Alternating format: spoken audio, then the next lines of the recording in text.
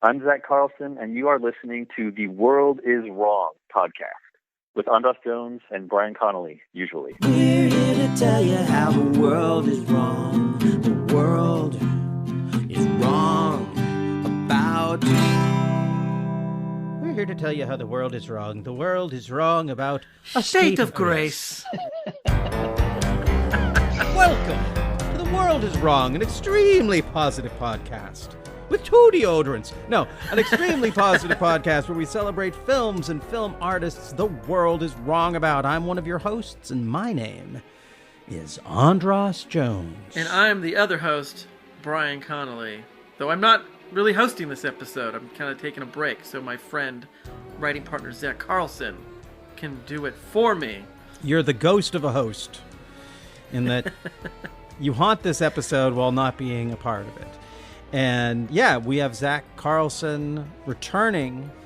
You may remember him from our episode where we discussed the film's Birth and the film Destroyer, 2 episodes from our month of Kid Mania.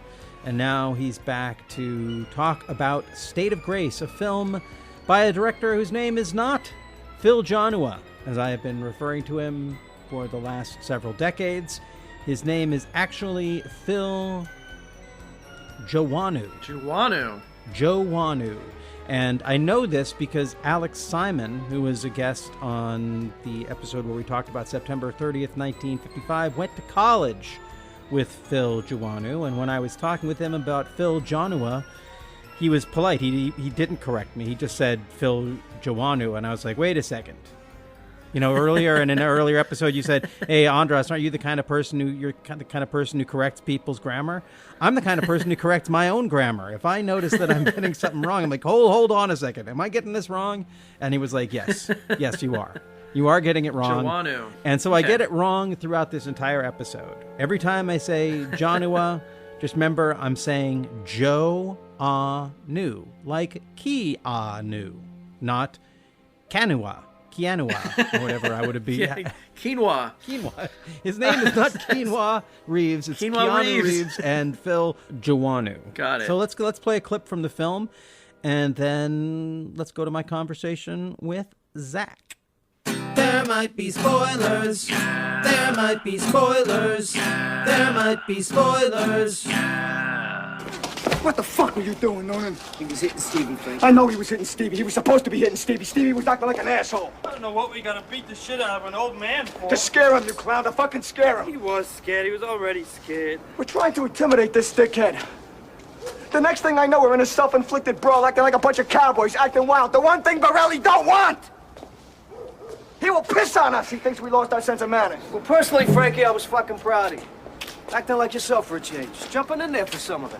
It's not like some goddamn greaseball. You gotta check with Reilly before you take a shit so I don't know who you are half the fucking time. Fuck you. I'm sorry if I love you, but you're my brother. You're a curse is what you are. I've been taking care of you my whole life. You were doing a good job of it too, Frankie.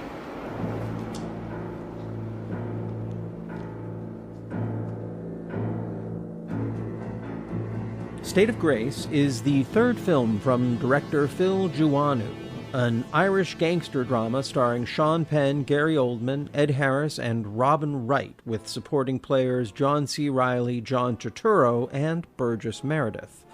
This was Joanou's big directorial swing after impressing with his debut, 3 O'Clock High, and striking musical zeitgeist pay dirt with the U2 concert film Rattle and Hum. State of Grace is the story of Sean Penn's Terry Noonan, a kid who grew up in Hell's Kitchen only to get out and become a Boston cop who is now returned to the neighborhood undercover to infiltrate the notorious Flannery Gang, led by Big Brother Frankie, Ed Harris, and his wild card younger brother, Jackie, played by Gary Oldman.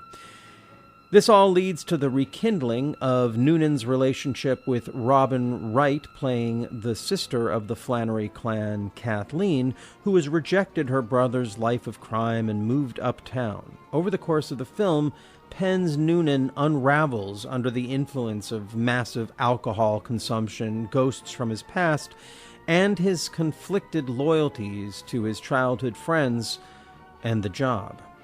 We'll get into it shortly, but this film stands as the high watermark for Joanou and one of the best crime dramas of the 1990s. The reasons for its lack of success and acclaim have little to do with the film's quality, and it is more than deserving of a revisit, if only to reappraise the work of Robin Wright, who has some of the best scenes in this deeply underrated film. Now, let's get down to our talk with Zack Carlson about it. So, Zack, welcome back to The World Is Wrong. I'm here again. I'm still wearing the same socks as last time, I'm sorry. Well, I have my air conditioner turned on, so there might be a low hum to this whole thing. So, okay. We're even. You radiate the smell, I will radiate the sound, and we just need 3 other podcasters to radiate the other 3 senses that we're not capable of. So we just started. We're already riffing like old friends because we are old friends. That's true. We're very old. and friends. And friends. We're very friends. Oh, that's wonderful. Yes. Well, this is a film we're going to be talking about. A film that is about friends and uneasy friendships, uneasy alliances. So, State of Grace.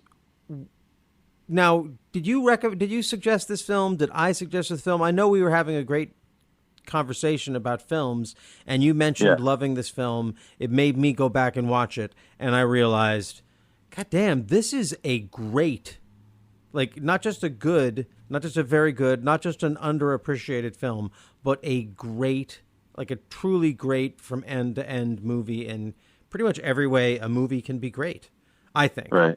But we haven't really, since I came to that realization of really how great it is, we haven't spoken. So why don't you, whether or not you chose it, hold forth on why you think this is worth talking about. Well, it wasn't that the movie was reviled and rejected by the public. It was it never happened. It existed, but that was arguable because I had never heard a single thing about it from anybody in my life. Not once. So when I came across it on video, it was, I just said, well, I like Ed Harris. These people all know how to do their jobs. Maybe this will be okay. And that was what made me pull it off the shelf at the video store. And then it was just shockingly strong. And I only later read why it didn't get any sort of attention, but we can get to that later. Well, why don't we actually? No, this is the place for that. So what are the reasons that you think that this film didn't get what it deserved in terms of attention? I mean, it's it's a New York crime epic that, is kind of not sprawling, but it does cover a lot of ground, emotionally and character wise. And it came out exactly the same day as Goodfellas, And so people deciding what movie they're going to see in the theater. It's do I go see this Martin Scorsese New York crime movie, or do I see this one by the guy who directed 3 O'Clock High? Not that they knew about that movie or that he was connected, but it just was obviously Scorsese is the big boy, which people don't usually get to say because he's a dwarf. But sorry, no offense to all you Scorsese family people out there. But it's no, not worried about the offense to smaller people. These are dwarf. I mean, no, I've already made my peace with them, like Val Kilmer. So I think it was just a matter of just people choosing the better known movie. It's if Lost Boys and Near Dark had come out at the same time, which they practically did, but not exactly the same day. Lost Boys would have just completely annihilated it. And do you feel like this? Well, it's when you compare Near Dark and Lost Boys is sort of the commercial, the big commercial thing, but Near Dark is generally regarded as the greater film. I like Lost Boys more. Okay, but you know what I mean? I guess the question is, I have my own answer for this, but do you feel like this film, State of Grace, is up to the comparison Like, maybe not for the same day in the competition for people's dollars, but when we look back at sprawling crime films of that era, do you feel like State of Grace can go toe to toe with Goodfellas? I mean, it's a really different feeling. Like, Goodfellas moves at a pace where it covers just like decades, and State of Grace is very contained. And so that is like you get to know the characters, based on like the situation that they are in throughout the whole movie, rather than like over a 15-year period of their lives. I mean, correct me if I'm wrong, but like State of Grace all takes place over the course of like a week, right? Maybe not a week, but yeah, a very short, maybe a month, but a very short period of time. Yeah. Yes, I mean, in that case, the film has its own pace, like not frantic or frenetic pace, because I feel like this film is a lot more elegant. I mean, it's different. It's at a different place. This is Phil Joanou's like his first big boy film, right? And Scorsese, I guess you could say that Joannou was working in sort of Mean Streets Taxi Driver territory, and Scorsese's at a whole other place in his career where he is, he's obviously a much more assured artist, and he doesn't have to introduce himself with his film. We already know it, and so he can break a bunch of rules and be exciting in a way that maybe Joannou couldn't with this one. But I maybe it's just me being cantankerous, but I think I'm more partial to State of Grace than to Goodfellas. Once again, sorry to the Scorsese family out there. And to me, that's not a knock on Goodfellas. Like, if you think Goodfellas has to be the greatest film in the world and no other films get to exist, then we just fundamentally disagree about films and art. But if you like that kind of film, while you're watching State of Grace, you're not going to be thinking, damn, I wish I was watching Goodfellas. You're going to be like, fuck, this is another great movie. How come I haven't heard of this? That was my reaction. Yeah. Well, let's talk about some of the. So one of the other things about this. So Phil Joanou had just come out of working with U2 on Rattle and Hum, and I think it's interesting that. So his first film was 3 O'Clock High, right? In I think 87, and then 88 he's working with U2 on basically the live album that comes out of, or the live film that follows the Joshua Tree tour. So he's traveling with U2 at the height of their U2-ness. And the film that he comes out with after that is this very Irish film where both Gary Oldman and Sean Penn look like they are different versions of Bono. And U2 were actually supposed to do the music for this. And then they pulled out at the last minute, and they got stuck with this unknown Italian composer, Ennio Morricone. Have you heard of him? Nope. Which is kind of amazing, and the soundtrack that's full of like really hard to get like there's Bruce Springsteen and the Stones' Street Fightin' Man and Guns N' Roses. Welcome to the Jungle, and Sinead O'Connor, and which is kind of odd that you have Ennio Morricone to be the composer, and then you fill your music with contemporary sort of rock hits. But it actually kind of works. But in my mind, I have this image that somewhere along the line, U2 pulled out, and they're like, "Okay, well, we have to pull out of this, but we like you, so." You can use our Rolodex and say that we sent you. And Bruce Springsteen's like, oh, okay, sure. Use the song, Mick Jagger and Keith. Oh, yeah, you go ahead, use the song. Ennio Morricone's like, yeah, I'll compose. It's not his greatest work, but it's good. I mean, it's in the sense that I say it's not his greatest. It's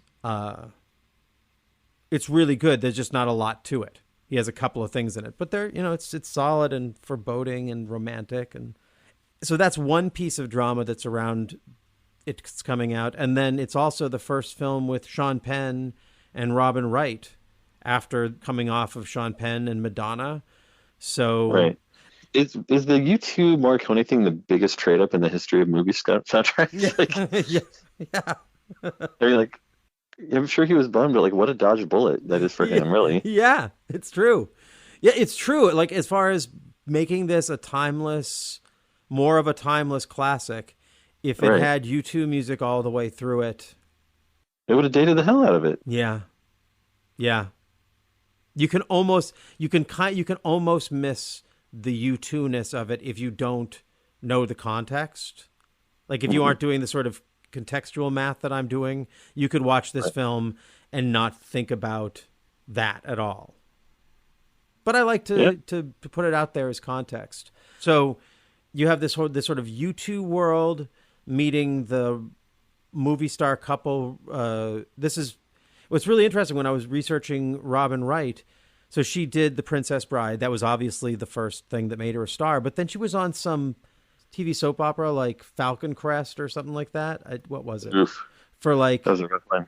4 years, which is just kind of weird. She must just been playing the pretty blonde lady in Santa Barbara, the TV series Santa Barbara. Oh my God. Do you know what happens on the show? What? That show's insane. Okay. It's okay. So it was a regular soap opera for years. Oh, Rick, how could you do that or whatever? And then they were like, oh, the ratings, they're rough. So they had the big one hit, the San Andreas Fault. And two of the main characters get sucked down into a earthquake crevice where they encounter a albino race of telepathic super beings who have lived in the center of the earth. The ones Hitler was looking for, which is a true thing. And wow. They spent like months down there in that place. Is that the real? I don't know what. Yeah. Oh my God. That's wild. You have opened up a whole. I feel like you've opened up a crater into the earth, and I've been sucked down into it. That is crazy. I don't even know how to relate to it. It's such a odd sidebar. But I guess my point is, so she was this star in Princess Bride, and then she's on the TV show, and then basically the next thing you know, she's in this movie with Sean Penn. And I don't know about you, but watching again, I thought her performance, it's the one that when I saw it, when it came out, I was really not mature enough to get how great she is in this. And watching it now, like just the way, spoiler alerts, everyone, I'm sure I probably said it earlier, but I'm going to give some stuff away. The way she just eventually does not fall for any of these guys' bullshit is like kind of the only heroic thing in the movie. And when I was younger, I kind of bought what they all said about her, was like, you're so cold. Why don't you care? You're like, oh, you're so cold. And I'm watching now, I'm like, thank God, I wish more women in movies were this cold. Then we're just like, oh, yeah. Fuck you. I'm not going to, do it. Go have your adventure. But I'm not going to sit around and watch you do this or, whatever. It's just like, there's some great scenes. She has some great scenes. I don't feel like she has the best stuff. I mean, the guys do have a lot more to do. But for a role that is kind of thankless and set up to be a loser, she really tears it to shreds. If I could go back and give a retroactive Oscar, I think she would, like, there's no way she was nominated for anything for this, but she should have been nominated for something for it. Best Supporting Actress, totally. There's no way something better was in 1990. Maybe. Yeah. Because she, that's a role where, like, typically that character would just, unfortunately, they just, like, would trade a woman like currency, like, you know what I mean? That's how those movies treated women, it's like too often, and she doesn't have to do that, like, and her character, and her performance is, like, very strongly a character who will not take that. Yeah. Where she's, like, doesn't have an opinion and doesn't have a will and all that. So, like, she's quiet, like the character's quiet, but she's not without her own sense of morality and direction and everything. So, yeah. And when she finally lets loose, she really lets loose. There's a scene where she just lays into Sean Penn and then slams the door. And I've watched the movie. I mean, I remembered that I felt this the first time I watched it, because each time I've watched it since, I have the same feeling. When she slams that door, I am so afraid for her fingers. If you watch that scene, she is still holding that door. She's slamming it really hard, and it just seems like she pulls her fingers through at the last second. And it gives it's great editing on Phil Joanou's part to notice that and keep that the last thing, because boy, I don't know, for me her whole character is someone who is trying to pull that magic act of someone who is trying to get out of something without having her, without having a part of her cut off. Maybe totally not intentional that's how that scene ends, I'm sure, but it was intentional to choose that cut. And I don't know, did you notice that? I did not notice that. Ooh, I worry about fingers. Have you ever slammed your fingers in anything? Yeah, I have, but never deliberately. Yeah, no, never deliberately. I'm just kidding. Okay, well, let's... are there any other general things to say about this film? I guess I should ask you, when did you say that you watched it on videotape. When was this? DVD. A DVD. When did you first watch State of Grace? Oh, it was like 5 years ago. Oh, 4? I don't know. One of those. But yeah, I'm an Ed Harris boy. Oh yeah. Because Ed heads, we all meet once a month at the taco place. But hold forth. Yeah. Tell us the gospel of Ed, because this comes at a really exciting time for him. This is the same year, the first film after The Abyss, which was his first really big announcement to the world of this is a movie star. The promo that said this brilliant theater actor is now a movie star. This is the film he chose to do right after. So tell us about the greatness of Ed Harris. Well, the thing I love about him is that, like when the 80s came around, like the 70s, like bumpy, unattractive, exploded face look was kind of passe. Like you didn't get a lot of Lee Marvins or Charles Bronsons in leading roles. Like pretty people came back. And Ed Harris is not an unattractive man. He's a good-looking guy, but he looks like a person who lives on the earth and not a person who lives in Hollywood. And he reacts to things in a natural human way. And this is at a time when things were getting back into like a Richard Gere sort of lead. And I think it was Ed Harris's first movie where he has dialogue is that movie Borderline with Charles Bronson and Wilford Brimley. And it's like in the credits, like introducing Ed Harris, like they knew he was going to be a thing, because if you have a character playing like a supporting role, you don't often say like, and so, like, little special, champion credit. And they did with him. And he was already Ed Harris. Like he was already looked kind of pissed off and exhausted and thin hair and everything. Like, he just looks like he looks. And he started there, you know what I mean? Like how Wilford Brimley was born 50 years old. Ed Harris was born divorced, So I really appreciate, that's what I love about him. And a woman I know worked at this library once. This Russian woman came in and she said, do you rent movies? And libraries often do. They said yes. And she was very Russian. And she says, I want movies Ed Harris. And she said 5 R's. And Ed Harris was Ed Harris. And she was an old Russian woman that was obsessed with him and wanted to see everything he'd ever done, because he captures, I think he captures people's attention because he just seems like somebody that would have taught you woodshop in junior high or something. But he's very authentic. So a couple things. First of all, Borderline was not his first. He has a pretty awesome introduction to film and TV before that.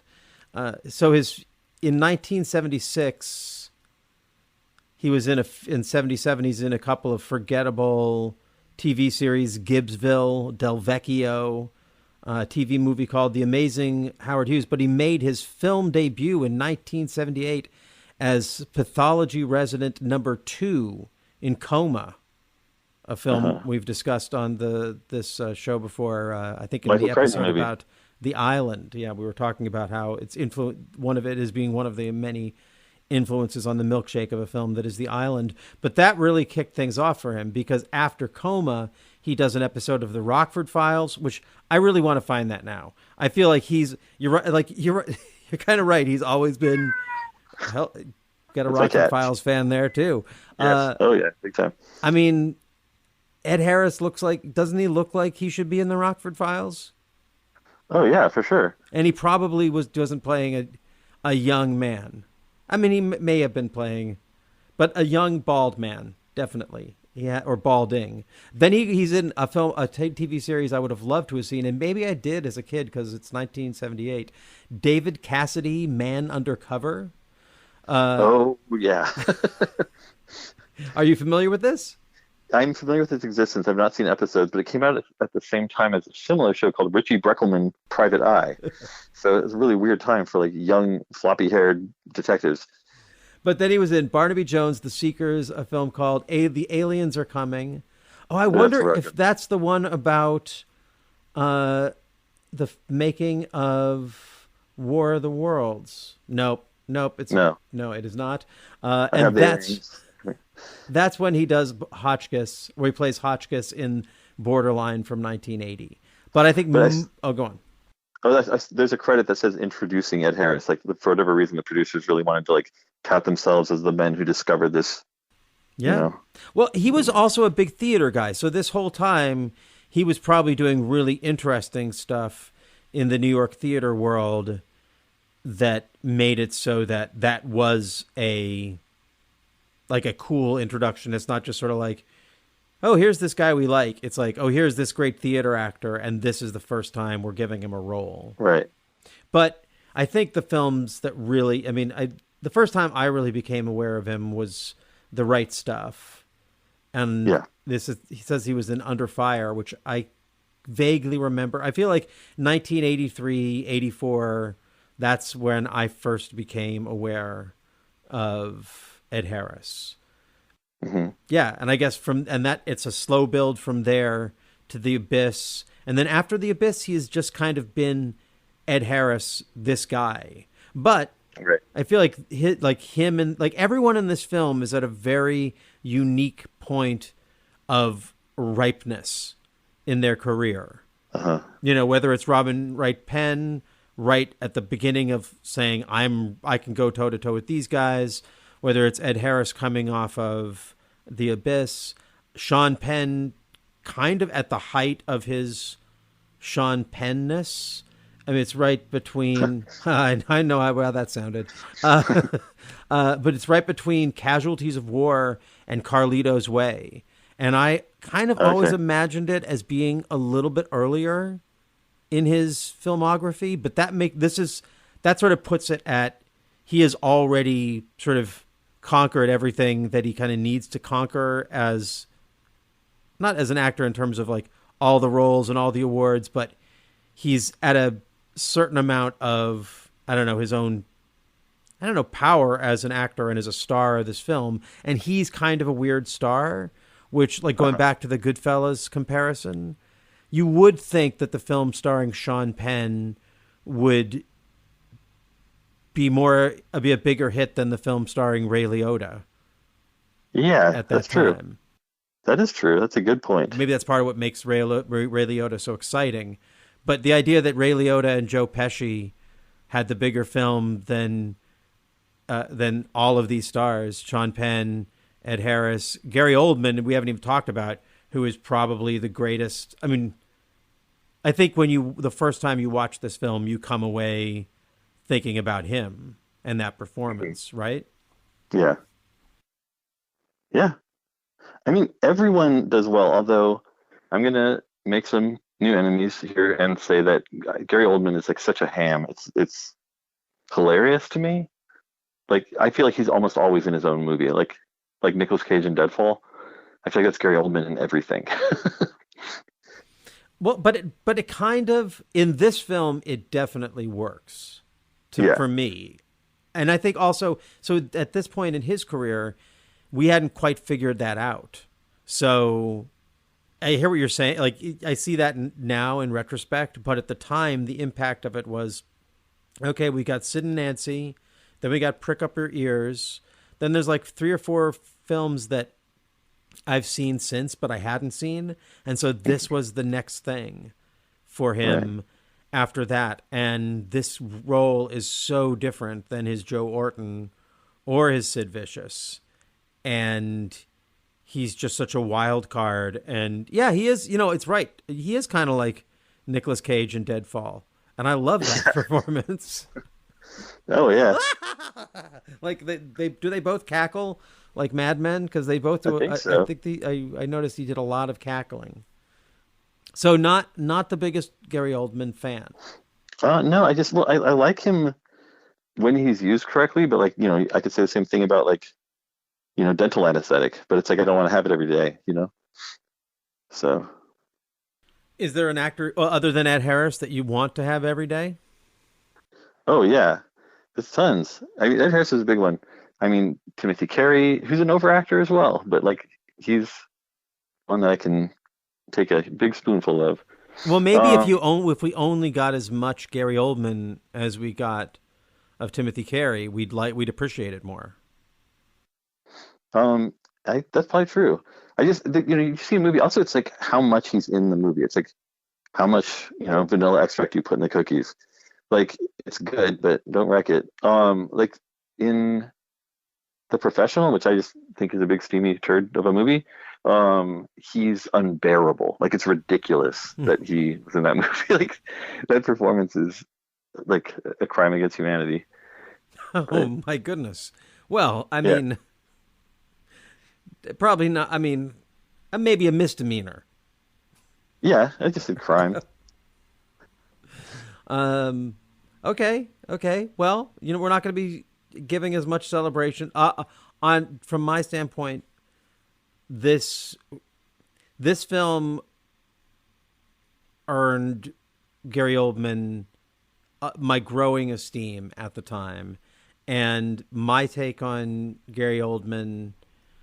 Until recently, I have to say, like my feelings towards him shifted around the time of Churchill.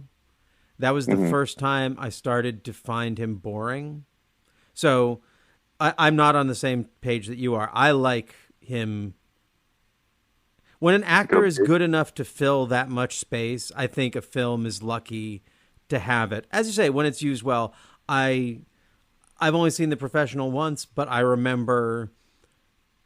just being, just loving it. It's like watching Peter O'Toole act. Like it's that kind of thing. Yes, it's big, but come on, let's enjoy. Anyway, not to take away your point of view on it, but that's sort of my take. But I also generally, I base my like for an actor on the times when it works. So, if I was making a list of my favorite Gary Oldman, there would be 5 or 10 things on it. And that's enough to keep me interested until the next one. Although now we have Gary Oldman getting older and getting kind of, he's still good, but he's not, he's not surprising. He doesn't have the energy to destroy a film the way he used to. Now he just sort of sits in it like it's a tub of lukewarm water. Right.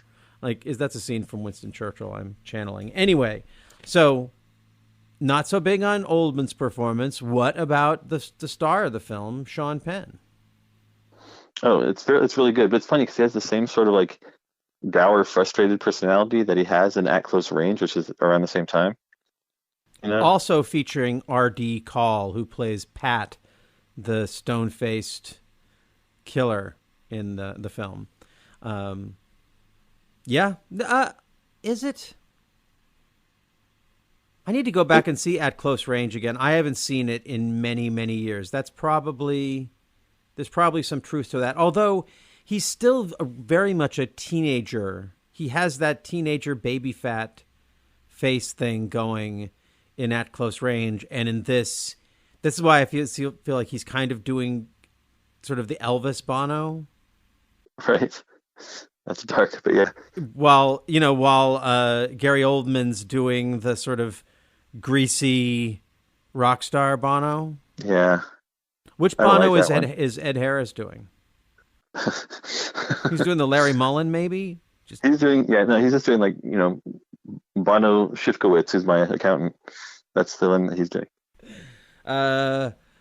Robin Wright, which Bono is she doing? Pro bono. Pro bono, yeah.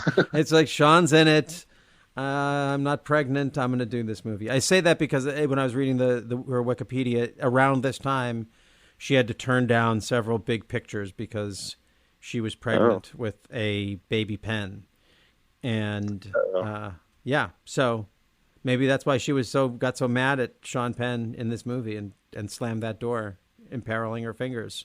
I guess the Ackles range thing, the comparison is just like that movie's more seething and like you said, like more like young, but it's still just like him, like this hating where he is, hating everyone around him, hating what he has to do. Just a lot of him just like bearing the weight of everything, and that's the character. The thing that I found kind of neat about this character is that he's kind of like he's really bad at his job. He doesn't know how, he really like the films about cops going undercover into the mob. Usually those guys do a better job of keeping their secret. Sean Penn is going around in this movie telling people who he is over and over again, really early into this assignment. And like when he melts down, we didn't mention yet, the guy who puts, maybe I probably did mention it in my breakdown of the film before, but the person who puts Sean Penn up to this gig is John Turturro in kind of the first year of, I don't know, John Turturro becoming John Turturro. This is the same year as Miller's Crossing. This is right after Do the Right Thing and Mo Better Blues. And so here he is showing up just as we're getting to know him.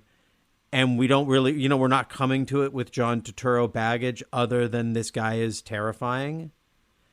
Mm-hmm. And wait, when was Five Corners? That was before that. That was the first time I feel like I became aware of him, but that was because I feel like that's because I was an actor paying attention to that kind of thing. I don't feel like most people know that film, but it's great.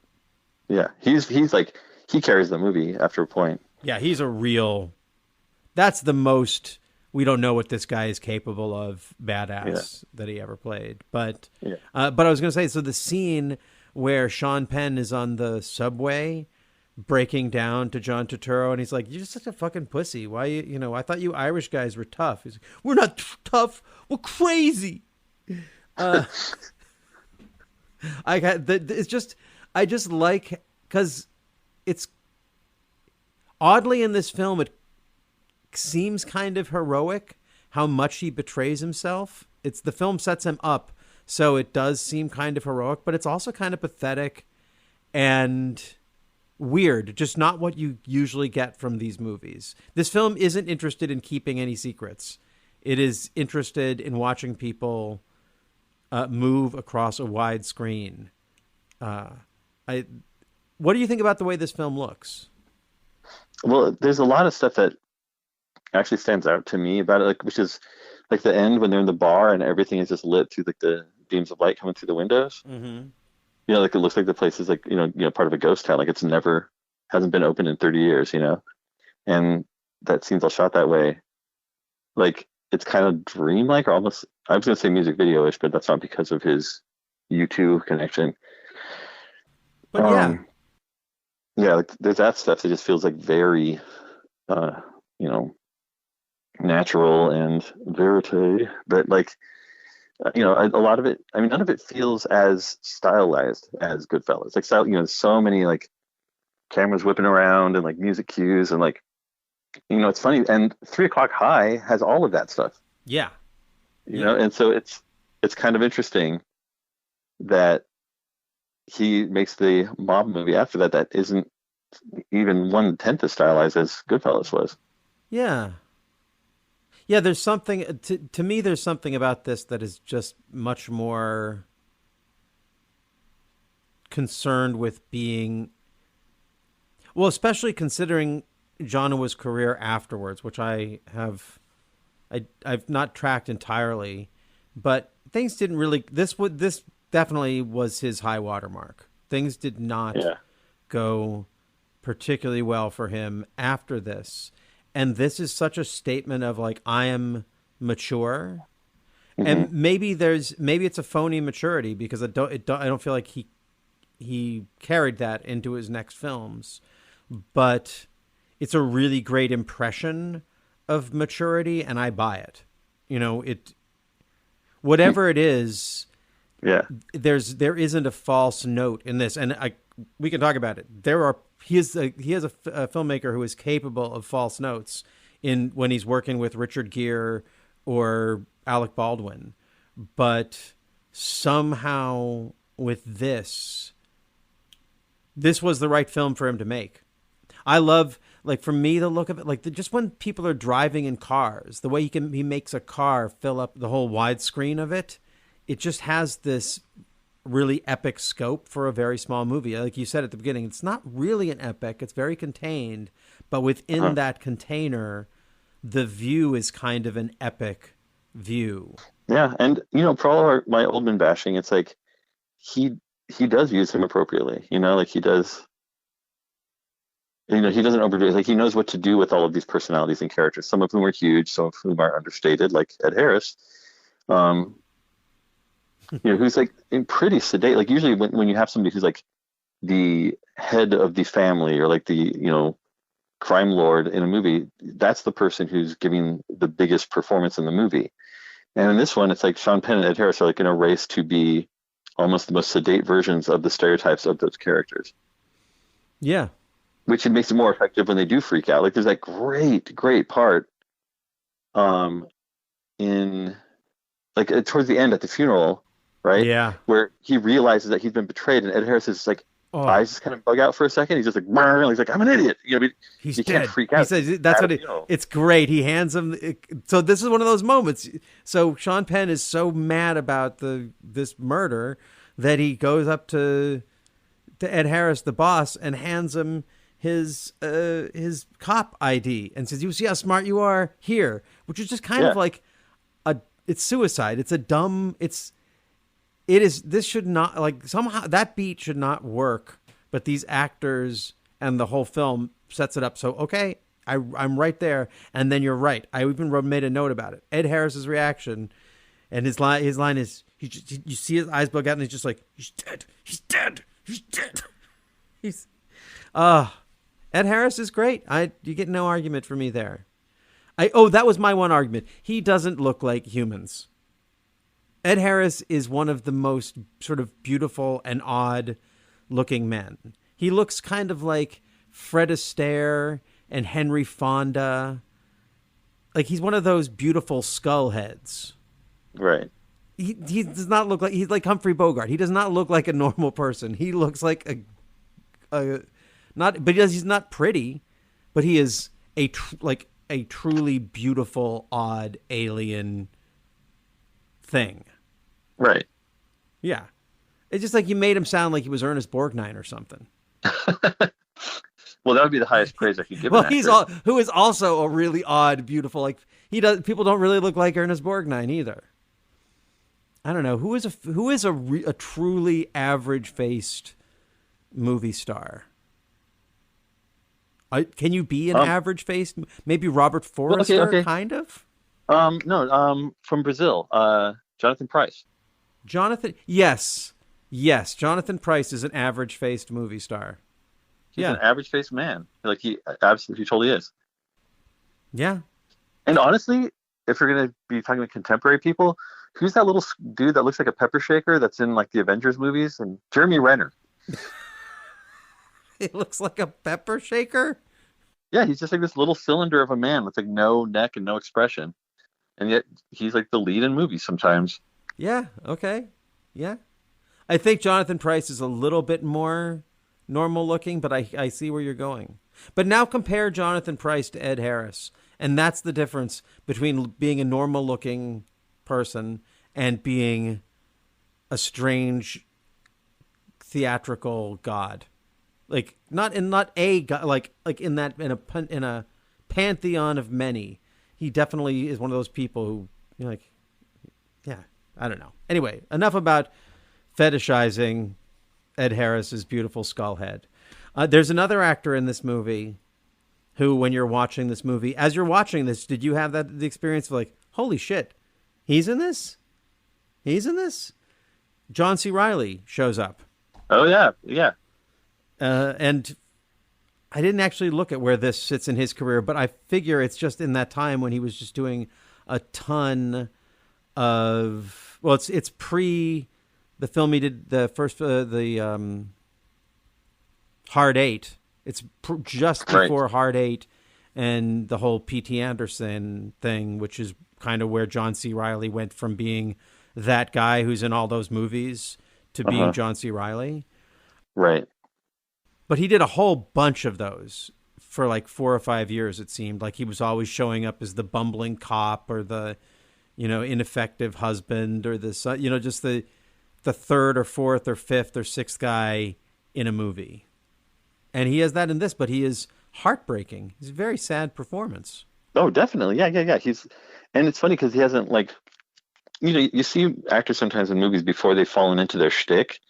Like when you see like a young movie, like a young James Coburn movie, and you're just like, oh, you haven't turned into that guy. You haven't turned into like, it's me, James Coburn. You haven't like turned into that guy yet. You know what I mean? Like you're still just an actor, like trying to fill somebody else's role instead of turning the role into you. And so it's fun to say, because John C. Reilly does have a shtick, now it's like, oh, I don't quite know what's going on, but I'm going to do my best. Like, it's like, that's what he does. And in this movie, I mean, he's still kind of that way, but it's like, he's not playing John C. Reilly playing a character. He's just playing the character. I like to see people in those phases. Yeah. Yeah. Do you, and you felt like he came off well in this film for you? Yeah. I mean, nothing in this movie did not work. Actually, this is crazy. This is really, really early in his career. I was wrong.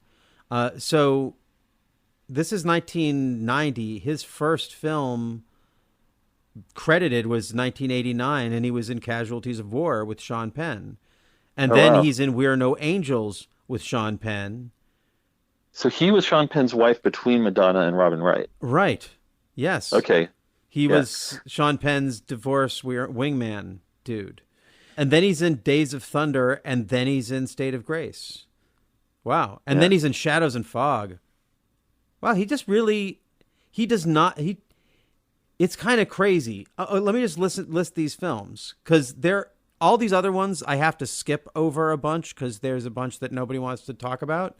But Casualties of War, We're No Angels, Days of Thunder, State of Grace, Shadows and Fog, Out on a Limb that I don't really know, but then he's in Hoffa, What's Eating Gilbert Grape, The River Wild, Dolores Claiborne, Georgia, Hard Eight, and then he's off to the races. Wow. Yeah, I mean that whatever agent he had at gunpoint really did a good job for him. Yeah. Well, there you go. Are there any other?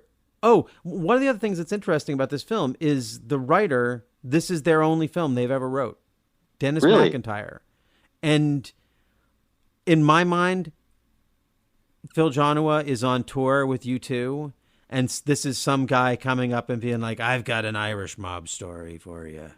Right. This is the story of my life. Here, and Phil Joanou had the good sense to feel like, because this is you're a screenwriter. What do you think about this script? I mean, really judging critically, because I'm in my love fest with it. I mean, there's no bullshit. There's nothing there that is set up to make something else more convenient. It doesn't need that. It doesn't have a necessary twist, which is like the greatest gift a movie can give me, because I hate that, and it's so prevalent, especially in movies about crime and everything. It's like, oh, your wife is actually the grandmother of the guy who runs the other gang. And you're like, oh, it's just all that stuff is always so unnecessary, because really what draws you to these movies and like what makes the characters interesting is not that. So I like a movie that doesn't have all that shit. And it just, the characters are all fleshed out enough to have their own identities and their own, like tragic, like failures, and yeah, it really works. But I do like that it is so contained. Like it all takes place, over a couple blocks of the, the wharf area, and like it just feels like it feels real for that. It doesn't feel like a play. Like sometimes, like can go no, too not far. at all. No, this highly cinematic film, which, as you said, within a very small place. It's funny because my experience of the film, you're describing it correctly. It's just not my experience. I don't feel like this is a film that I would describe as contained. Because just people sitting around has this odd epic feel. Like I can go through, like there's just these massive set pieces. Like you talked about the end shootout, juxtaposed with this big Irish St. Patrick's Day march. And so you have that music. It gets super Irish at the end, which I can't tell if I'm Irish, do I think, oh, this is great, or oh, this is fake? I don't know. I will leave it to our Irish listeners to write in and tell me what their experience is of this film. But so there's that, and then there's this great, super tense, very filmmakery kind of set piece where Ed Harris is meeting with the mob boss, played by a character actor whose first role was in this film and would go on to play a lot of mob bosses, Joe Vitarelli. So he owes a little bit of his career to Phil Joanou. I mean, he's passed on now, so I mean, all debts are canceled. But I'm blaming that on Phil Joanou too. Okay, well, then you also got to give him credit for Analyze This, because sorry, that maybe you don't. Anyway, point being, so Ed Harris is having a sit down while the gang knows that they have to come and get him if it goes past a certain time. And Phil Joanou, who loved working with clocks in 3 O'Clock High, has a lot of fun with clocks and intercutting and just building the tension. And I feel like that scene's a great one. Maybe not even because of how it's set up, but just every shot is so beautiful. Like the scene of them about to take down, to burst in, and then the way that's stopped has just such great cinema energy. I really love that. I'm trying to think. There's a couple of other really just excellent little filmmakery moments through it that brought me a great deal of joy. A lot of the showdowns between the characters, even though they're in rooms, they feel much bigger than that. Kind of like the subtlety of her almost tearing off her fingers when she slams the door. Like I feel like there's moments like that all throughout this. So you just have all of these actors. I feel like they just must have been acting up a storm and inspiring the hell out of Joanou and vice versa. Who knows? Maybe you two are hanging out on the set, and so they all just feel like rock stars. There's something going on with this movie where, I don't know, because he didn't ever do it again. Well, the whole movie runs on that tension between the characters and their self-loathing. It's like the quiet parts are people hating themselves, and the parts that keep you totally riveted are the people just dealing with each other. And it's like, and it's either one or the other. I think the whole time. Like there's never a point there anyone seems comfortable or hopeful. But that sounds depressing, and it's not. It's not a depressing movie. Oh, we forgot the great cameo. Alf? Burgess Meredith. Oh yeah. You're right. I did forgot. And that's a great scene. You can tell they knew they had one great scene for a great older actor, and it was great to see Burgess Meredith in this. I don't think I appreciated it at the time, but seeing him get this great scene where he gets to say, what is his great line? Something about an old man who was just eating soup. Yeah, what was it? I'm eating stewed. He's trying to make himself seem weak because he's just spilled the beans about something to Sean Penn, and he's like, I'm eating stewed tomatoes out of a can. Right. Leave me alone. I'm an old man. I have nothing left to offer life. Look at me. I'm eating stewed tomatoes out of a can. What threat could I be to anybody? And that scene. Oh, yeah. That's a great one. I think that reminds me of a scene with Burgess Meredith in that 92 in the Shade movie, but it's actually William Hickey who gets so irritated with Burgess Meredith that he says, "Get out of here before I shit myself and die on purpose." It's one of the most insane lines in a movie ever. Burgess Meredith he's not a great guy in that movie. No, he's a jerk. He's a racist. Yeah. But yeah. But that's you need Burgess Meredith around to carry the weight of those kind of roles. And then when he gets, killed by Mr. T in Rocky 3, it's only going to, unfortunately, probably make him even more guarded towards people of color. So it's just a bad road that Meredith was on at that point. Since you brought it up, Rocky 3 or Rocky 4? Rocky 4. Oh no. Rocky 4 above Rocky 1. No. Rocky 4 above all Rockies. Oh, see, now this is where we part critical company on this one. I'm fully on Rocky 3. Rocky 3 has everything to me. Rocky 3, I don't know. It's odd that I have so many favorite Rocky movies because I don't really think of myself as being a Rocky fan. But Rocky 3, Rocky 1, a lot of the later... Actually, Rocky... I really don't like Rocky 4. I'm sorry. You're the guest. Hold forth on why you love it. Shut my this has nothing... Burgess Meredith isn't even in it, so this is so tangential that... Yeah. Do we even need to... I want to go? I don't. No, I don't.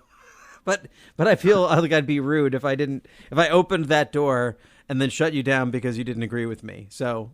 No, it's fine. We can talk about it a different time. There's a lot of people who love Rocky 4. Rocky 4 is the Halloween 3 of the Rocky movies. Yeah, sure. Listeners to the show will know that I don't really watch horror films. So, well, Halloween 3 is the one that a lot of people hate because it didn't have Michael Myers in it. But I consider it to be the best of the Halloween movies. So, are you also a Nightmare on Elm Street 2 fan? Yes, I am. But not as much as 3. 3 is the best one. 3 is the best one. I agree. We're in agreement on that. But I would say that Nightmare on Elm Street 4, The Dream Master, is the Rocky 4 of the Nightmare on Elm Street franchise. Yeah. And that is to say that it's not as good as Nightmare on Elm Street 3, The Dream Warriors. But it does have the best martial arts scene in any of the Nightmare on Elm Street films. If that's true, maybe, but definitely it has the greatest bathroom humiliation scene in all of the Nightmare on Elm Street movies. Yeah, you're right. It does. Maybe one of the top 10 bathroom humiliation scenes of all time. Maybe. I don't know. Yeah, I haven't done the math on that. That seems great. Leather Daddy, gym coaches to the front. Actually...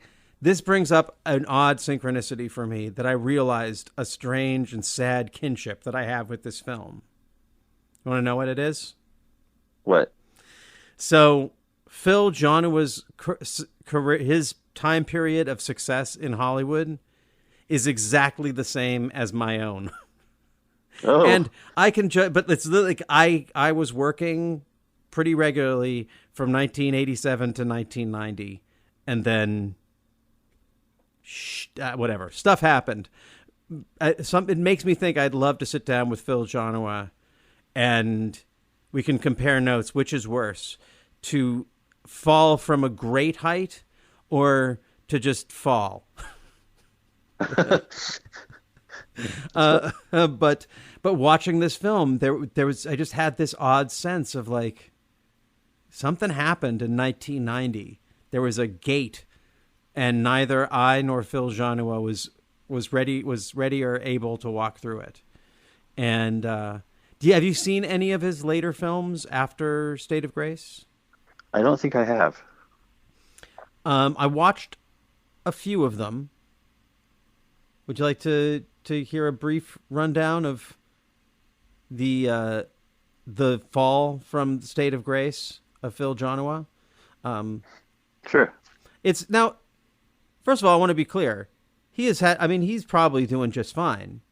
He did a lot. He's worked. He continues to work with U2, and they love him, and he loves them, and that's probably a great thing.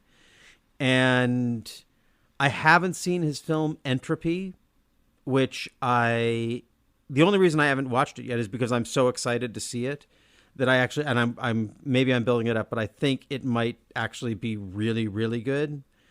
It's a film with Stephen Dorff, a guy who is regularly in odd films that I like. He's great in Blood and Wine. He's an actor who I think at the time of this I saw more as competition, so I didn't really appreciate him. But now when I go back to this era, I feel like he's one of the great young actors. Maybe too pretty, like you said, he's too much like a pretty boy, but I feel like he transcends that in enough films that he's interesting. And I did see there's an early-ish rock film of The Rock called Gridiron Gang, where he teaches a bunch of juvenile delinquents to play football, and it's a lot better than that sounds. And I think that's because Phil Joanou brings some of the game that he brought to State of Grace to it. Like there's a way it has a really great it's a contained story that has a kind of epic scope because of the way that the film is directed. But it doesn't it's not as good a film, but it is way better than the two that really depressed me, which were Heaven's Prisoners and Final Analysis. Final Analysis, the film with his film with Richard Gere and Kim Basinger. Ugh. Oh, right. And then one with Alec Baldwin, and maybe also Heaven's Prisoners. I think maybe is Kim Basinger also in that one too. No, Kelly Lynch and Kim Basinger. Oh boy, yeah. These movies, those films. Have you seen either of them? No, I haven't. Let's not talk about him. It's sad. It's sad. They if someone watches them and wants to write in and tell us something good about them, that's great. But I can't find it. I really think they just lack any. This is not to be a negative show. So, right. Sorry if you love these films, and I'm even more sorry if listening to this made you want to watch them. Yeah, I guess I guess we're kind of getting to the end of our State of Grace discussion. Are there any other points about this film, Phil Joanou, the crime genre of films of the 90s? Maybe that's a thing. Like this, you're kind of a crime film expert. Well, yeah, but I love the 70s type crime film, and I really don't like the post-Tarantino stuff. Like, it's the worst. Well, this is like this is right before the Tarantino thing happened. Oh, I know. Yeah, I know exactly. So I like that era of like when the 90s stuff is like emulating the kind of sad, alcoholic, depressed 70s style of like, like Friends of Eddie Coyle and all that, because you can see a lot of that type of feeling in this movie. But then in the 90s, I'm like, action became like the new, basically then action and crime films became influenced by music videos and spawned, horseshit masters like Guy Ritchie and stuff. Like that's when it took a dark turn, and crime movies, were definitely changed that way. So I appreciate when they were not like that. Like I think Miller's Crossing is the best of the Coen Brothers movies, like of all of them. Like that was my favorite, So it's just this whole era. So are there others from that era that really stand out to you? I guess we're talking about pre Reservoir Dogs to whatever is post 70s, or maybe post I guess like post 70s, so 85 to 91. Or when you say crime, you mean like Crime Family, or do you just mean like thrillers in general? Like would The Boys Next Door count? The Penelope Fierce movie with Maxwell Caulfield and however you want to take it. Charlie Sheen did some interesting ones. Like there's that No Man's Land movie which nobody watches, and it's not perfect, but it's a really sad crime movie, where it's just like, basically Charlie Sheen just hates himself so much that he's just like trying to sabotage his life in the crime family. They're doing stuff that will inevitably get him killed, and it's like, that's an interesting movie, and it's different, and it's an organized crime movie in LA, which you don't realize how unusual that is. Like it's like, because they always for some reason chose the East Coast or Chicago in those movies. It's like every damn movie is made in LA except for those typically. Um, and No Man's Land is very much like a Hollywood crime family movie.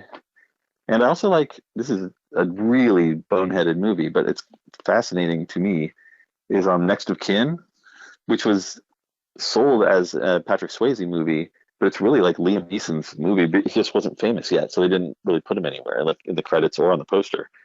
But he's kind of the lead.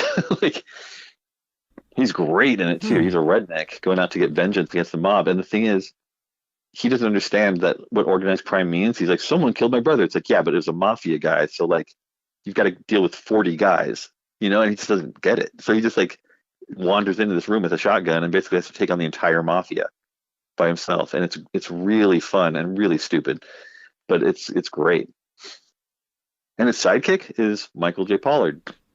Oh, okay. How weird. Yeah. What a weird coupling.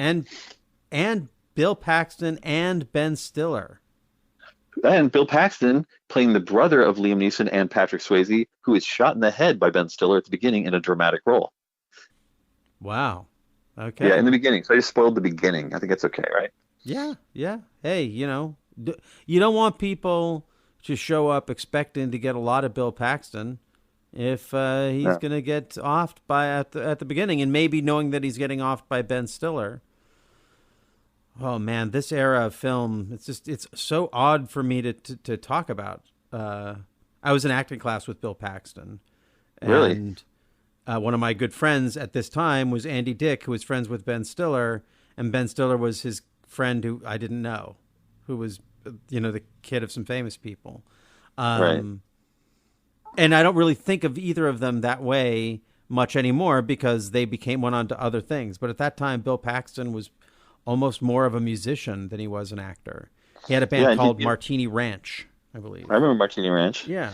It was a duo, and it was funny because he had come from being in all the Barnes and Barnes videos and then did his own like silly new wave duo project. Yeah.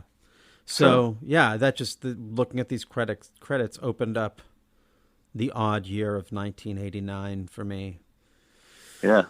Next of Kin. Maybe I should watch that. Are there any? Again, I have the expert here. Any other really excellent crime films in that odd period of the late 80s and early 90s? And it could be, you know, just like, I mean, both Goodfellas and State of Grace and Miller's Crossing.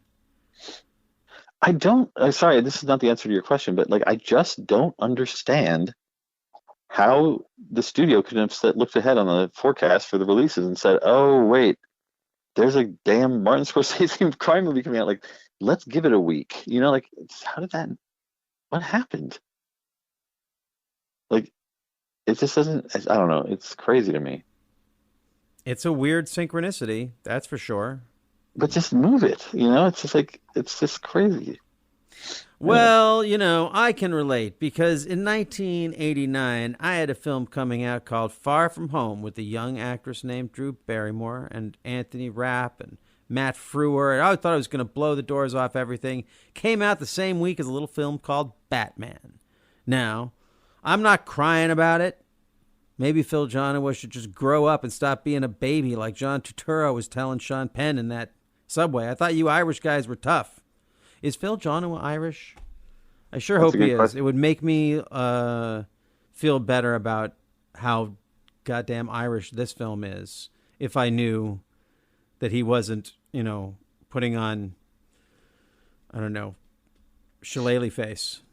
Yeah. As that's probably a terribly offensive phrase, and I'm sorry.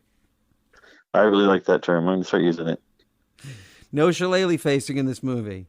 Come on, let's be legit. Okay. Well, Zach, I think we have. I don't know if we've exhausted this film, but I think I've exhausted you. And that's what matters. So I've wrung you out. Thank you for letting me sit in this sandbox with you, this little bathtub, and talk about a movie. Yeah, of course. And is there anything that you'd like to direct our listeners' attention to in the way of things that you do in the world? Oh my God. Sorry, crime movie of that era. Sorry, this is what I want to direct people to. Okay. Worst name for the best movie. It's like the most imbalanced of that equation.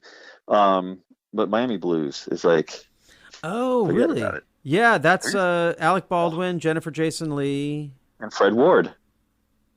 Yeah, who directed that? I know who wrote it. Was based on a Charles Willeford novel, but it was directed by I don't remember. I should know this. It's somebody who I'm like, what else has he done that's good? And I look at his marketing, I'm like, I don't want to watch any of those. But God, that movie is like perfect. Have you seen it? I have, but it's funny because I always associate it with Married to the Mob because they're both early Alec Baldwin features. Yes. And so I always think that Jonathan Demme directed Miami Blues because I like it so much better than Married to the Mob. I do too. That I don't really like. Again, really maybe I would like it if I went back and saw it. Go on. I don't know. It's so unfortunate that it's called Miami Blues. It's so sad. Because it was amazing. That title is Duty. But yeah. Anyway. Yeah. What about what about the one with Jeff Bridges when it was in a bunch of sort of movies around that time? Are there any of his? Are you a fan of that era of Jeff Bridges? I'm trying to think of which ones. Well, there's what is it? Is it 8 Million Ways to Die in LA? Oh yeah, that one's not very good. You don't like it, huh? Okay. Not a ton. I guess there isn't any of those that really stand out to me. James Woods was acting in a lot of films. What? I like Winter Kills, but that's not like a crime movie. And that's a different era. That's a great 70s paranoia assassination film. I love that movie. It might be I think it's probably my favorite of that odd genre that I love. And Jeff Bridges breaks Anthony Hopkins' arm on camera in that movie. Yeah. And Anthony Hopkins acts right through it. I'm sorry, Anthony Perkins. I'm a turd. It's Anthony Perkins. You're just Anthony Perkins. But you're not the first or last person to make that mistake, even on this show. Because I was the last person to make this mistake right after you did. What about James Woods? He was acting in a bunch of... In fact, they were both in the one with Rachel Ward, Against All Odds. How about that? Yeah. Against All Odds is good, but I mean, I like James Woods, like, even in Bestseller, which is like a very imperfect movie, like he's I love that one. That's a good one. Yeah. I mean, I like that a lot. So, I was thinking of The Hard Way. Never mind. Michael J. Fox? Yeah, I love that one. Making a joke. No, I'm not. I actually really do love him in The Hard Way. Yeah, no, Bestseller is him and Brian Dennehy. I know. But I was making a joke that I mistook it for The Hard Way, but I actually do really like him in The Hard Way. I couldn't get into that one, but were you not big on Michael J. Fox? I like Michael J. Pollard more than Michael J. Fox. They're related, right? Yeah, Michael J. Fox looks more like a normal human being than Michael J. I don't Pollard like that. does. I don't like that in a person. That's how we all start. You started by saying that's what you love about Ed Harris. No, but when I say normal human being, I mean like a physically disappointing man. And Michael J. Fox is too handsome. But Michael J. Pollard, like, if you rolled over in bed on the day after your wedding and saw it was Michael J. Pollard, you'd be sad. And that's what I want to see in an actor. I think that might be our end. Like that. This has been a celebration of the physically disappointing man. That's what my entire life has been, a celebration of this physically disappointing man. So, yeah. Wow. Okay. Well, may we all find our state of grace with our level of disappointment. Yeah. Okay. I think we're gonna there might be a sequel coming out, State of Grace. It seems like any minute now they should have that together. What's that?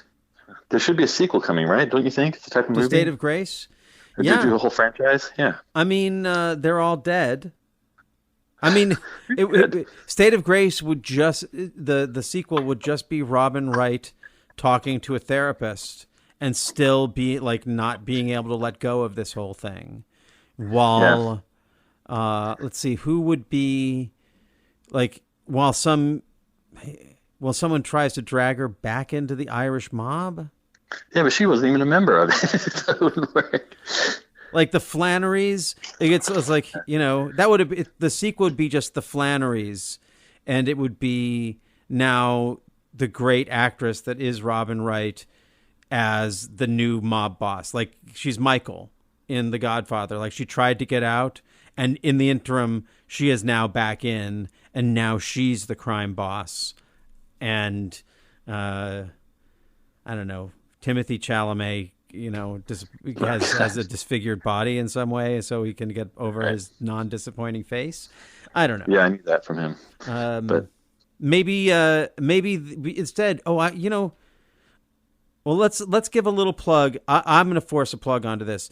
So you played a major role in the film directed by my co-host in absentia. He wasn't in absentia when he was making the movie. He's in absentia in this episode. His film Make Popular Movies.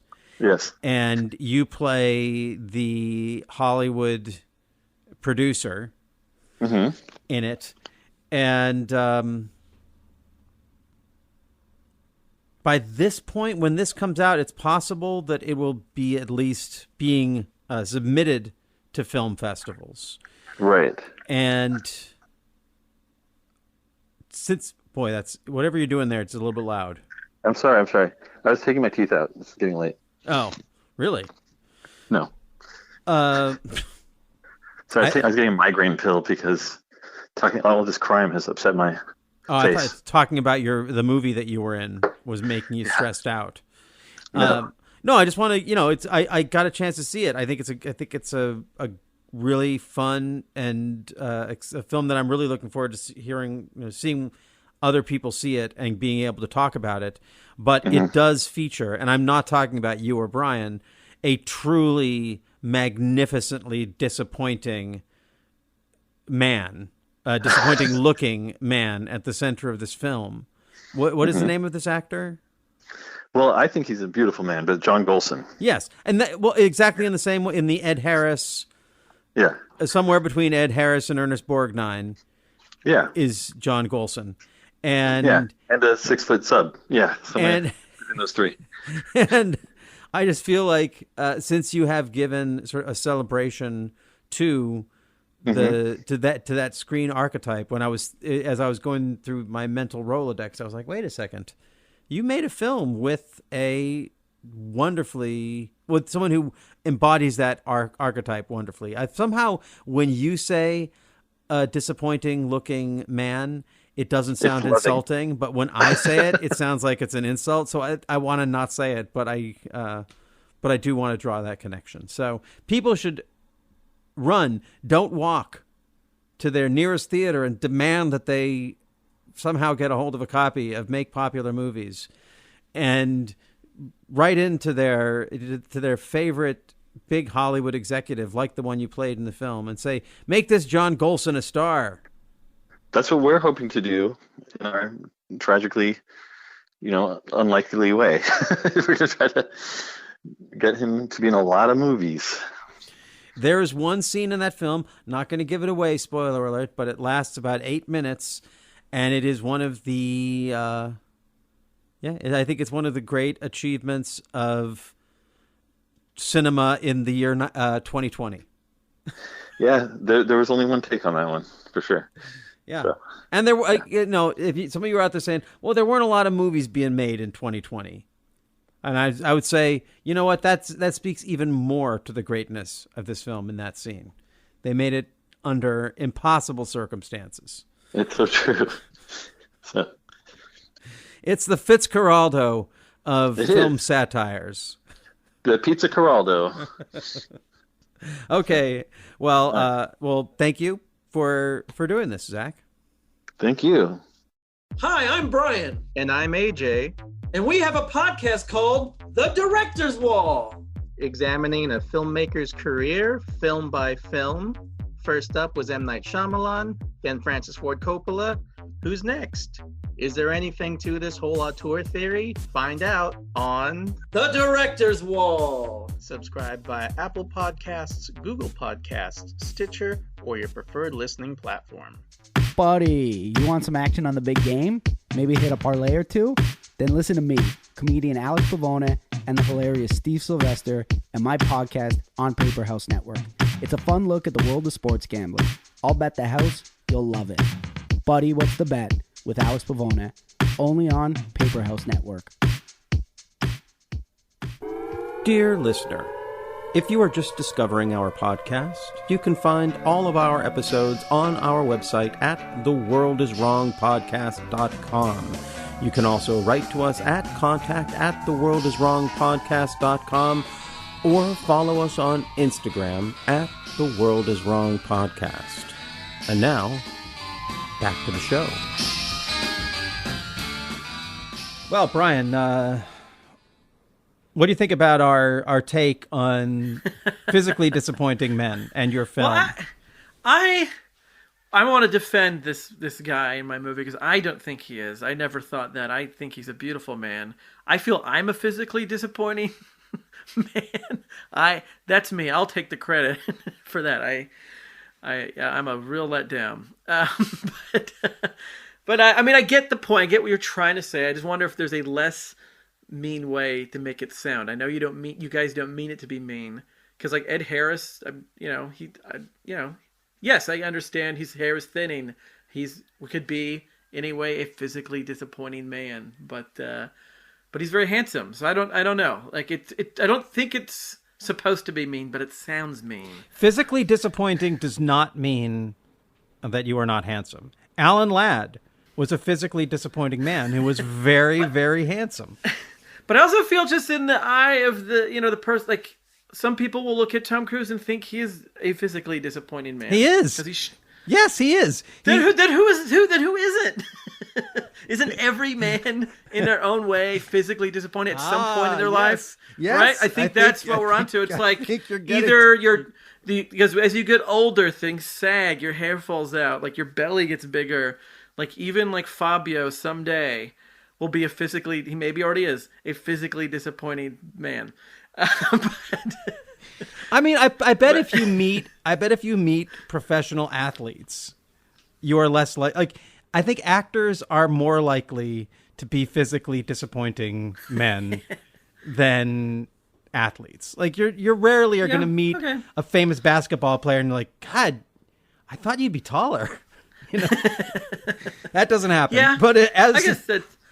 I mean, with all actors, the shock is how short they all are. Like most all of them, except for like Ed Begley Jr.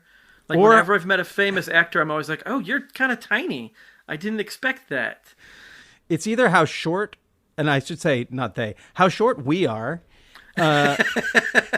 or how big our heads are. I don't have the big Hollywood head. Yeah, there's that weird thing where it's like, the tiny little body and the big head, which you don't realize till you see them in person either. You're like, oh man, you were like small, but then your head is huge. Yeah. Just it's an interesting thing that a lot of actors, but then it's really shocking and exciting when they're really tall. Like when I saw Bill Pullman in person, he was like tall. And I was like, oh wow, you're like 6'3" or whatever. Like you just never know. Yeah. So we're talking about the star of your film, John Coulson. Does he have a massive head? No, he just is a normal proportioned man. There's no one in my movie that had a weird big head, except for maybe me in the scene that I'm in. Zach's head is kind of big. Is it? I think he's got big features.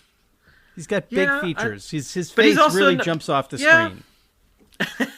But also, it's not fair to him. I put the camera like right next to his head, so definitely, if you see it in the theater, it'll seem very big. But I don't know. I think it's a good thing. Why is it unfair? You made his head look bigger than it is.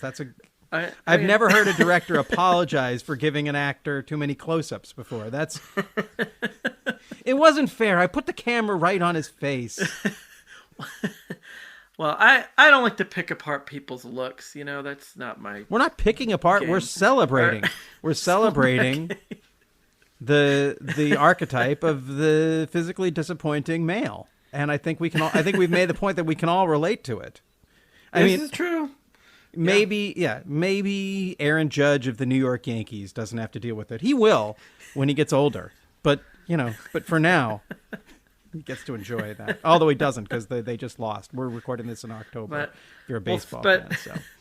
But thanks for your kind words about my movie, and I too hope that people will see it in a few months. So, what is the name of this movie again? You should say it as many times as you can. It is called Make Popular Movies, and the goal is to have it done by early 2022 to a film festival near you. So, yeah, it's great. It's a great movie, and I'm not just saying that because I made it. It really is the greatest film of all time. Well, you might. I don't believe in there being a greatest film of all time, but I will give you that there were moments when I was watching this movie that I would not have chosen to watch any other movie during that segment when I was laughing, hysterically at it. Good. Maybe it'll be up for an Oscar. Who knows? Well, if it doesn't don't rule out your Oscar chances. True. Okay, well, if you happen to be a physically disappointing man, someone who loves a physically disappointing man, or someone who has never been disappointed in the physicality of any man, please write to us at contact@theworldiswrongpodcast.com. Correct us, chastise us, compliment us, and make us feel better about our disappointing physicality. Whatever you're inspired to do. You can also find us on Instagram at The World Is Wrong Podcast, where we post videos from the movies that we cover here. We do not post pictures of our own disappointing physicality. And if you want to be truly disappointed, come find us on Twitter, not because what we post is so disappointing, but just because the whole enterprise is a disappointment. And that's where you can find me complaining and liking things and, just trying to keep up some activity there. And next week we are going to be... What are we going to be doing, Brian? Next week, what are we doing next week? We're going to the desert planet. Oh, that's right. Of Dune. David Lynch's Dune. And I picked it because the new Dune is coming out, so I figured it's time to revisit the old Dune. Maybe the better Dune. Maybe the more exciting Dune, depending on who you are. So I'm pumped to dig into that. Yes. Get in your Dune buggy. Come join us on the dunes where we will be discussing Dune. And I think that's about it for this podcast. I hope you've enjoyed it. I want to thank our guest, Zack Carlson, for joining the festivities. I want to apologize to Phil Joanou for mispronouncing his name for so long, but I do love his movies, several of them at least. And as for you, the listeners, thank you. Thank you for sticking with us. And I hate to have to break it to you, but wherever you are, the world is wrong, and it's probably wrong about you. I have to talk to you. You should have called. These fucking holes are dangerous. It was hopeless. I had to see you. My mind set its own agenda, so here I am. What time is it? It was 3 when I left the house. You want a drink? I've had 2 Valium already. I don't know if I should. My mind's just spinning with everything, So? Frankie came to tell me that you're working for him, and... Why did you do that? What do you mean, why? Because I got away. So you're telling me you're a cop, and he's telling me that you murdered 2 drug dealers up in the Bronx. No, that was a setup. They were cops. You killed 2 cops? No, it was a setup. It wasn't real. I had blanks that went down to give me, credentials. I don't know about this. I don't know about any You're of this. asking me. I thought you were different. I am different. I'm a cop. They're my brothers, and you're gonna put them in jail. Kate, you're jumping all over the place. No, I'm not jumping all over the place. My brother comes to me, and he's telling me, he trusts you, and I have this knowledge that you're You know, when I told Linda everything, she said it was Whoa, all who's almost- Linda? My shrink. I had a session today, a double session. You told your shrink? What? You told your shrink about me? Of course I told her. Wait a minute. You're telling me there's some shrink walking around the streets out there? She knows I'm a cop? Yeah, that's right. I have a shrink. Oh, fuck I love my me. shrink. I tell her what's happening in my life. That's what she's there for. But I have a right to try and straighten out my life. You could get me killed. Oh, shit. I thought I was out of this. I thought I'd gotten away. You know, it's like some kind of trick. I don't know how I ended up here, but you gotta help me. Terry, I can't leave town because I have a job, and I can't move any further uptown. Or I'll be in fucking Harlem, you know? That's what I came here to tell you. Just stay away from me, okay? That's not why you're here. Yeah, it is. No. Yeah, it is. No. Yes, it is. You could have called. You could have waited. People don't come down to a place like this in the middle of the night to tell someone to stay away. Terry, don't. Kathleen, it's Don't. okay. Don't. It's okay. It's okay.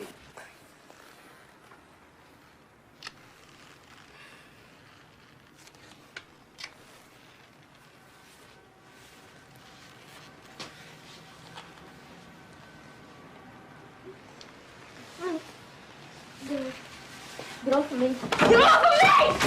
I don't want anything to do with you! Stay away from me! You're just like him. You're just like my fucking brothers. You are. You think you can come to me whenever you fucking want, and you just reach inside me and you just palm. You can't.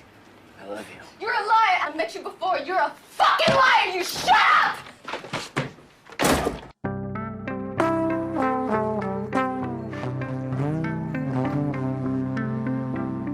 Radio 8 Ball.